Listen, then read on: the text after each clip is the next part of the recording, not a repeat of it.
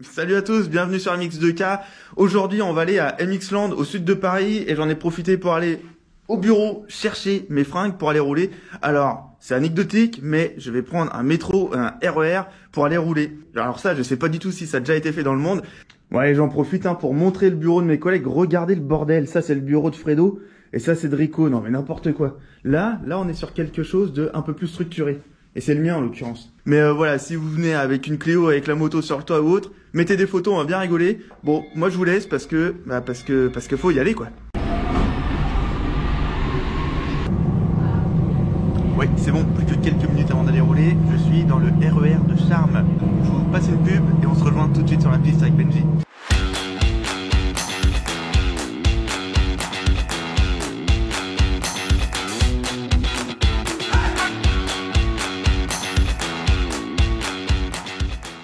Salut à tous, bienvenue sur MX2K. On est arrivé ici enfin au Lommel du RER E avec Benjamin. Salut Benjamin, donc pour ceux qui suivent, on s'était vu la dernière fois aux États-Unis pour l'essai de cette moto et nous avait particulièrement bien convaincus sur la terre. Et là, on a une configuration complètement différente, c'est sur le sable. Exactement, donc on a la moto qui arrivait pour le grand public en commercialisation en France courant avril. Donc ça fait un peu plus de 6 mois maintenant. Donc on a pu faire évoluer la moto, voir les points positifs avec les retours des clients et les retours des top pilotes aussi. On sait qu'en France on a plusieurs championnats qui sont en cours entre le supercross, le motocross, le championnat de sable, le cross-country. Ça nécessite des réglages et des pièces différentes sur les motos. Bah ouais, l'avantage c'est qu'en cross on peut aller dans sa concesse et hop on a une moto prête à l'emploi. Pour le sable, un peu plus pour compliqué. le sable, c'est beaucoup plus compliqué parce que ça nécessite vraiment des caractéristiques techniques différentes, surtout le réservoir. Quand on a une toute nouvelle moto qui vient de sortir, trouver un réservoir, c'est parfois compliqué, on le voyait dans les autres marques. Et ça s'avère un peu pareil chez nous. Donc, sachant qu'on n'a que la 2,5 pour l'instant en commercialisation, quand vous regarderez la vidéo, la 450 aura été annoncée, donc la 450 Carmichael édition. Mais là, voilà, on n'a que la 2,5 pour l'instant, donc on a dû prévoir un gros réservoir pour la 2,5. Ce qu'on a fait, c'est que la solution la plus simple, c'était d'en faire, on va dire, sur mesure. Ouais. Trouver le combo, le meilleur combo, parce que tous les fabricants de réservoirs IMS à Service ne pouvaient pas le sortir là pour le mois de septembre. Ouais, là on vous met des images proches, mais pour quelque chose qui est sur mesure, j'ai déjà vu des trucs bien plus artisanal que ça. Là c'est bien fini quand même. C'est bien fini, donc on a lancé une première production avec différents concessionnaires de la marque pour équiper les pilotes juniors, pour équiper des pilotes qui vont rouler dans la catégorie normale moto en CFS. On a un réservoir qui fait 12 litres. Totalement carbone, avec sincèrement un encombrement qui est pour moi vraiment optimal, parce qu'on se sent vraiment bien dessus. Au niveau de la largeur, on n'a même pas 1 centimètre de plus au niveau de la largeur, donc on se sent quasiment comme sur la moto d'origine. On a la selle qui est coupée, certains diront c'est dommage d'avoir coupé la selle, mais en fait c'est que c'est beaucoup mieux en ergonomie, c'est-à-dire qu'on vient pas avoir on n'a pas un réservoir qui devant est plat comme à chaque fois on voit sur les réservoirs en plastique qui sont dispo dans le commerce. Ça fait quelque chose de plat au bout de la selle et parfois on a un peu peur de s'avancer ou on peut se faire mal. Donc, le ball crash comme on dit en anglais. Exactement. Donc là on a la chance d'avoir une ergonomie avec une position, on peut vraiment s'avancer sur l'avant de la selle. Alors dans l'idéal, quand on sera vraiment sur les courses, l'idéal c'est toujours de mettre soit une petite mousse là, de mettre du sticker pour toujours aussi un peu protéger le réservoir pour les rayures, pour plein de choses. Là on est vraiment dans la configuration aujourd'hui, on veut montrer le réservoir de la plus jolie des manières, vous montrer comment il a été conçu. Pour les entrées d'air, c'est pareil, on a gardé vraiment les entrées d'air d'origine, donc ça permet d'avoir le même refroidissement qu'à l'origine qui est optimal sur la machine. Ouais, c'est ça, là du coup je vois qu'il n'y a pas de système de refroidissement modifié, on est complètement sur l'origine, il n'y a pas de ventilo non plus, ni de vase. On est complètement d'origine, là on a fait pas mal de tests sous format de manche, on a fait un petit peu d'endurance, donc on n'a pas fait des 3 heures de roulage, mais on a fait des 1h30, 2 heures de roulage. Pour l'instant on a rencontré aucun souci, on a des radiateurs qui ont déjà un gros volume d'origine, donc ça joue. On a un moteur pareil qui est bien conçu, donc qui arrive à bien se refroidir. C'est pareil, pour rouler dans le sable, on a des rapports de boîte qui sont aussi totalement différents un peu de la concurrence, parce que d'origine la moto, donc la moto c'est en 1348, ce qui est plutôt long par rapport à ce qu'on rencontre dans le... c'est 1350, 1351. Voilà, donc on a une moto qui, au premier abord, on peut se dire elle tire long, mais c'est aussi en fonction des rapports de boîte. Donc c'est une moto sur laquelle au final on force pas tant que ça quand on roule dans le sable, ce qui est plutôt positif. Et il y a plusieurs caractéristiques qu'il faut prendre en compte. C'est aussi le bras oscillant d'origine de la moto est quasiment 1 cm plus long que les autres bras oscillants d'origine des autres marques, donc de la concurrence. Donc c'est-à-dire qu'au niveau de l'empattement, du rapport de biellette, c'est pareil qu'on se posait la question sur les terrages de ressort par rapport au poids des pilotes, parce qu'on a un schéma de ressort pour les poids, mais c'est que c'est totalement si différent des autres motos. Donc par rapport aux préparateurs, il faut faire vraiment bien attention à ça. C'est que le système de biellage, de linkage avec le bras oscillant et les terrages d'amortisseurs, bah, c'est quelque chose qui est aussi différent des autres motos. Et là, on a quelque chose qui fonctionne vraiment plutôt bien dans le sable, avec un empattement qui est assez important sur des motos d'origine. D'accord, donc là on a fait le tour voilà, à peu près de la partie cycle. Bon, en annexe, il y a le sabot qui est toujours bien pour on les a collisions. On a déjà des fournisseurs aftermarket qui sont lancés dans plusieurs pièces. Donc on a quelques petites pièces car esthétiques et un peu plus, on va dire, en aluminium taillé masse. Donc ça apporte toujours quelque chose de plus. On a le sabot qui est de AXP. Donc ils nous ont sorti le sabot assez rapidement. On a d'autres pièces qui vont sortir dans le futur. Mais à aujourd'hui, pour aligner une moto dans le sable, pour 90% des pilotes, voilà, là on est bon, quand on a le gros réservoir, on a le sabot. On a mis un pneu Pirelli en 100. Ah ouais. Donc on est resté sur du commun, 100. ça. Tout simplement parce que en général, un 2,5 dans le sable, certains vont dire ça manque un peu de puissance. Oui et non, là on a quand même, avec la ligne Accra, le boîtier, on arrive à sortir 50-51 chevaux. Le fait d'avoir le pneu en 100, c'est qu'en fait on reste aussi sur une jante arrière avec un pneu qui va être plus léger. Donc automatiquement on va perdre moins de puissance que si on mettait un pneu en 110 qui serait d'un plus lourd, plus large et qui pomperait un petit peu de chevaux. Donc dans les tests qu'on a fait, honnêtement on n'a pas senti de grande différence, et au contraire on voit qu'il y a vraiment de la puissance qui est délivrée à la roue arrière, et c'est plutôt positif avec ce pneu Pirelli. Ouais, enfin pour l'anecdote, hein, pour redire un peu, là c'est sûr que c'est une 2,5, mais moi donc j'ai deux copains du Saumurois qui ont fait leur meilleur résultat au Touquet avec des 2,5. Donc je pense que les 4,50 c'est très bien quand tu es sur une élite, enfin quand tu es l'élite du sable. Après, au niveau amateur, le 2,50 peut largement faire le job. Je pense que même pour beaucoup de monde, je pense que pour la plupart des pilotes qui sont hors du top 50, un 2,5 c'est ce qu'il y a de mieux. C'est-à-dire qu'au bout d'une heure et demie de course, on est encore frais. Là la moto en plus elle est super légère, elle est performante. Je pense que voilà, pour le pilote amateur qui veut se faire plaisir, il se fera beaucoup plus plaisir avec un 2,5 qu'avec un 4,5. C'est un peu des fausses bonnes idées qu'on se dit d'avoir un 4,50, oui on va remettre des chevaux. Et en fait non, c'est que ça va nous tirer, on va s'user.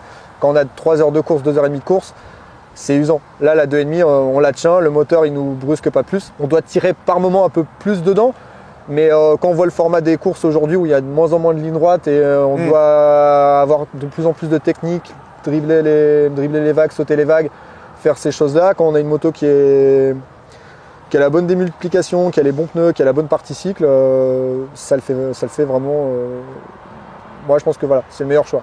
Ok, bon écoute, on va essayer ça vraiment très prochainement. Je voudrais juste, là quand on avait fait le sujet sur la partie avec le boîtier Get et la ligne Accra, on a vu qu'il y avait une multitude de courbes possibles et imaginables. Oui.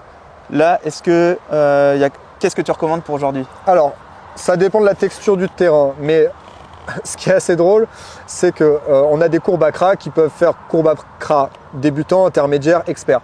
On va toujours se dire, on va prendre l'expert, comme ça on aura le plus de puissance. Et en fait, c'est pas forcément la bonne idée.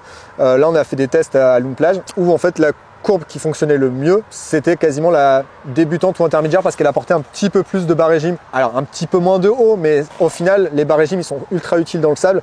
Donc des fois, il ne faut pas se dire ok, moi je mets la courbe expert parce que je veux voir ce que ça donne, c'est avec ça que je roulerai mieux, il y aura le plus de puissance, etc. Ça, c'est des fausses bonnes idées. C'est vraiment, allez essayer des fois où c'est un peu l'opposé, allez tester l'inverse pour vous rendre compte qu'au final, c'est peut-être ça qui a fonctionné le mieux, et aussi bien pour des bons pilotes.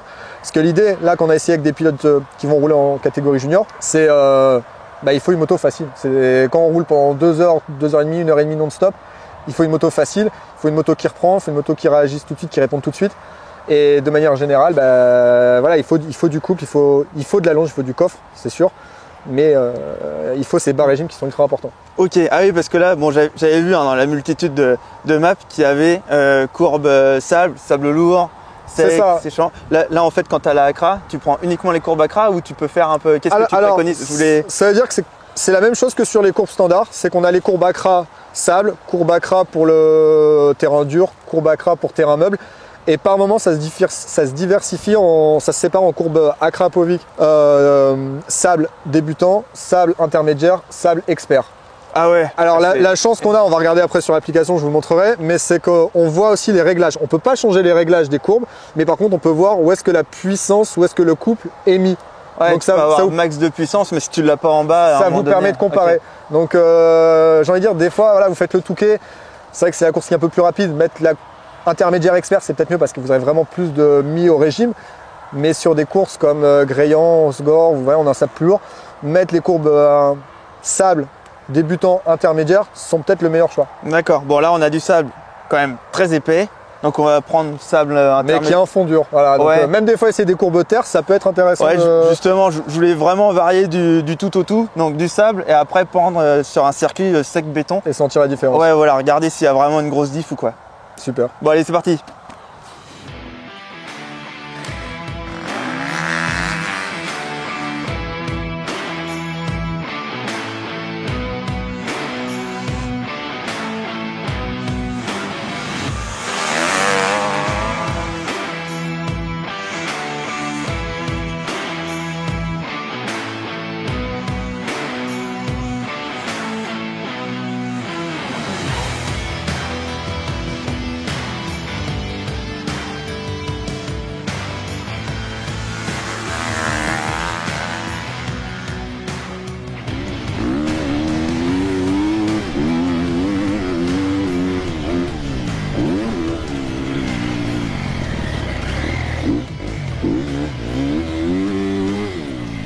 Antoine, est-ce que ça t'a plu? Bah, une fois de plus, ouais, ta moto elle m'a bien plu, Benjamin.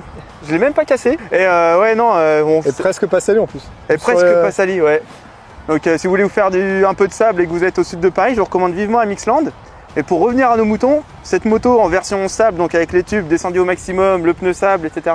Les settings, les réglages un peu plus sable et, exactement. Et les bonnes pièces qui matchent pour cette catégorie. Ouais, bah déjà, là on est sur des suspensions toujours d'origine. Alors on a vu, j'ai appris à mes dépens que ça fonctionnait bien au cours d'un petit long lors de la présentation. Et donc là, version sable, on t'a remis quelques clics vraiment pour durcir. Toujours avoir la moto un peu plus dure à l'avant avec un peu plus de détente et un arrière un peu plus souple. Voilà, toujours on peut garder ce côté chopper, mais sans trop exagérer non plus. Ouais, bah bon, en tout cas moi je te fais confiance sur les conseils sable parce que je sais que sur le championnat de France des sables tu rigoles zéro, ouais. Donc je suis preneur. Mais ouais, en tout cas voilà, pour revenir à ça, bon bah l'ergonomie de la moto, ça fait pas comme j'ai pas trop d'expérience non plus en sable, mais je sais que quand on est dans de la puff ou autre, des motos japonaises peuvent être beaucoup plus réactives. Là il y a quand même une bonne stabilité, alors peut-être de par le fait du bras oscillant du coup un peu plus long. Moi ce qui m'a surtout impressionné, c'est là vraiment la différence au niveau du boîtier électronique. Donc là on a fait du coup des essais 4 courbes. Ouais, à l'aveugle. Et du coup la plus soft pour moi était la première. La deuxième c'était la plus hard. Et pour moi c'était, alors je suis pas un Top Gun hein, mais vu que j'aime bien rouler dans les tours, bah, elle m'a vraiment plu. Je l'ai trouvé très très réactive et très le moteur beaucoup plus vif. Donc tu as vraiment senti en fait ce que je t'ai mis, parce que la deuxième courbe que je t'ai mis c'était la Acra, la Expert. Donc celle où tu as vraiment le plus de puissance, où tu as la plage d'utilisation on va dire la plus importante, où ça monte le plus dans les tours. Bon bah écoute, ça se prouve, au moins je dis pas que des bêtises. Mais du coup voilà, pour la 3 et la 4 c'était des courbes plutôt intermédiaires. Donc il n'y avait pas énorme de différence. La 4e courbe, j'ai senti toujours un peu plus de puissance. Si on parle en termes de puissance, j'aurais fait 1, 3, 4, 2. Alors c'était ça, parce qu'en fait à partir de la deuxième courbe, donc quand je t'ai mis la courbe Acra Expert, ensuite je t'ai mis la Novice pour vraiment faire du tout au tout vers l'opposé. Et ensuite je t'ai remis l'intermédiaire qui te remet un entre-deux. Donc au final tu as vu juste, donc ça montre que l'électronique joue vraiment. Après je pense que c'est vraiment aussi en fonction du pilote. C'est-à-dire quelqu'un qui va passer plus de vitesse, s'amuser plus avec le couple de la machine, et quelqu'un qui va être plus dans les tours, et aussi ça dépend aussi du niveau et du style de pilotage. Voilà, c'est à la convenance du pilote on va dire, mais c'est top que tu te rendes compte de ces différences. Et puis aussi voilà, avec le réservoir pour toi, que ça t'ait pas gêné, ça c'est super important, parce qu'on a vraiment travaillé sur le fait aussi que le réservoir, que l'essence se balade pas partout, qu'on a un centre de gravité bien réparti et que pas de l'essence tout au perché. C'est un mix quoi, entre un bon moteur et une bonne partie cycle. Ouais, bah là du coup moi j'ai vraiment senti parce que bon j'avais fait le Touquet avec un réservoir 15 litres sur une KT parce qu'il n'y avait plus de 12 litres dispo chez Acerbis et clairement j'avais un peu subi à ce niveau-là parce que ta moto tout de suite a beaucoup plus d'inertie et autres et là mine de rien bon il y a comme on avait dit au départ de la vidéo il y a quand même beaucoup plus de là c'est quand même beaucoup plus plat et donc n'empêche là ici il faut quand même y aller pour mettre son buste à ce niveau-là. Et donc t'as il y a pas de la de marge. largeur non plus. T'es Ouais, pas gêné exactement. dans les virages. En fait c'est ça qui est super important, c'est pas être gêné dans les virages. On a une masse qui est assez régulière, qui descend un petit peu plus aussi. Donc en fait les 12 litres sont vraiment bien répartis. Donc ça c'est top et ça se sent je pense voilà, ça se sent dans le pilotage. Ouais, non, c'est clair, je l'ai pas senti. Dernière chose, on revient sur l'électronique, le quick shifter, pour moi j'ai trouvé ça super, surtout quand on est dans le fond du circuit, là, un peu dans la soupe et que bah, on reste vissé, on met un tout petit coup de doigt de pied et puis Ouais, il y a tout qui passe. C'est un plus. Ouais, je sais que voilà, tout le monde dit ah les motos sont chères, mais en vrai quand on utilise toute l'assistance électronique qui est un plus qu'il n'y avait pas il y a 10 ans, c'est peut-être aussi pour ça qu'ils ont augmenté en plus des coûts des matières premières. Bah n'empêche, on se retrouve vraiment avec des motos bonnes à tout en fait. Et il n'y a pas besoin de jouer sur changer complètement un boîtier ou me changer l'échappement ou quoi que ce soit. Ou... Là, bon, là c'est la solution plug and play finale, mais c'est vrai que juste avec l'électronique, c'est impressionnant ce qu'on peut faire. Donc voilà, c'était le mot de la fin. En tout cas, merci une fois de plus pour cet essai, Benjamin. Merci à toi et puis merci aussi à Triumph Saint-Maximin qui nous a prêté cette moto un peu en configuration sable pour cet essai. On a plusieurs concessionnaires qui sont un peu spécialisés dans le sable, entre Triumph Bordeaux, Triumph Lille, Triumph Saint-Maximin, un peu ceux qui sont localisés aussi où on retrouve les courses. Mais voilà, ça a permis d'essayer cette moto un peu presque en avant-première parce que voilà, nous on l'a testé en amont, en interne on va dire. Je suis ravi que ça t'ait plu. Ouais, bah écoute, moi j'ai regardé les résultats qu'il va faire cette année en championnat de France des sables. Alors je sais pas qui va y être, mais bon, je regarderai. On va voir ça en fonction de quand la 450 arrive. En tout cas, je pense qu'on se voit dans quelques semaines aux US pour l'essai de la 450 Carmichael. Ah ouais, ça c'est une bonne nouvelle. Ouais, je te le confirme. Bon, et ben abonnez-vous si vous voulez voir l'essai de la 450. Celle-ci aussi, on en prendra soin. Allez, à bientôt. Ciao, merci. À bientôt, au revoir.